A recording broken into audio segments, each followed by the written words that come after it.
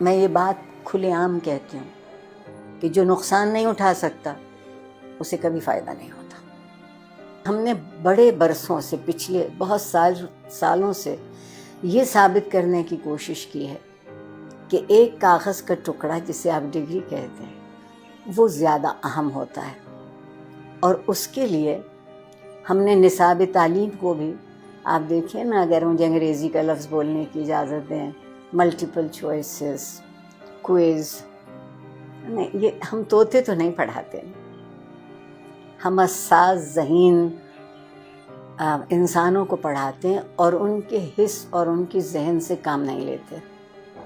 اس کی بنیادی وجہ یہ ہے کہ جب میری نسل جو تقریباً قبل از مسیح سے ہے وہ پڑھتی تھی تو تعلیم کے ساتھ ایک بڑا ضروری لفظ جڑا ہوا تھا، وہ تربیت تھا۔ اب ہم نے تعلیم کے ساتھ تربیت کو شامل نہیں کیا ہے، کہیں آپ یہ دو لفظ لکھا نہیں دیکھتے۔ پھر ایک اور کمال کیا ہمارے ہاں جنرل ضیاء الحق صاحب نے، جنہیں میں اپنا محبوب بھی کہتی ہوں، کہ انہوں نے ہم سے مکالمہ چھین لیا، سوال کرنے کی اجازت نہیں رہی۔ تو جو معاشرہ سوال کرنا بھول جاتا ہے وہ جواب کیسے ڈھونڈے گا؟ اور ڈگری ہمارے ہاتھ میں دی گئی کہ ہم ایک اچھا روزگار تلاش کرتے۔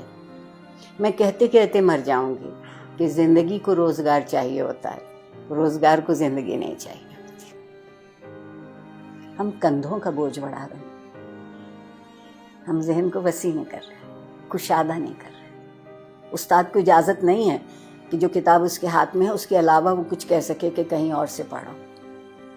ٹھیک، پھر جو آپ کے یہاں مذہب کی دخل در اندازی ہوئی، زندگی کے سارے خواب 70 حوروں سے منسوب ہو گئے،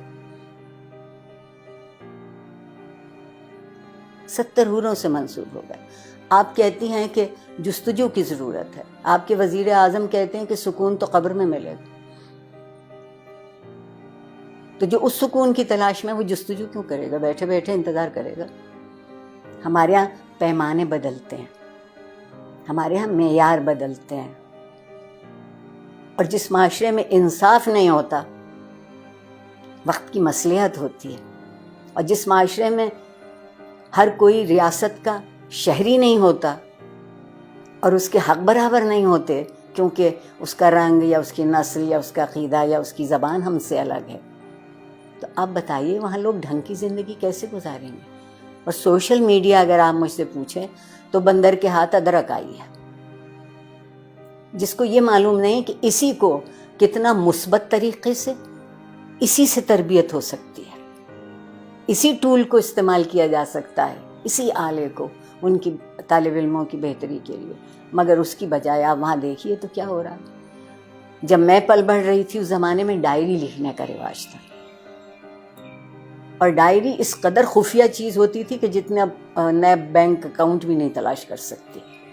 اب آپ کوئی بات لکھتے ہیں اور اس پہ 2-4 منٹ کوئی دوسرا کوئی تبصرہ نہیں کرتا تو آپ اداس ہو جاتے ہیں کہ میرے سٹیٹس پر ابھی تک کسی نے رائے نہیں دی۔ آگے بڑھنے کا اگر طریقہ ہوگا تو وہ یہ ہوگا کہ کچھ دنوں ہم سب گردن جھکا کے آئینہ دیکھنے لگے۔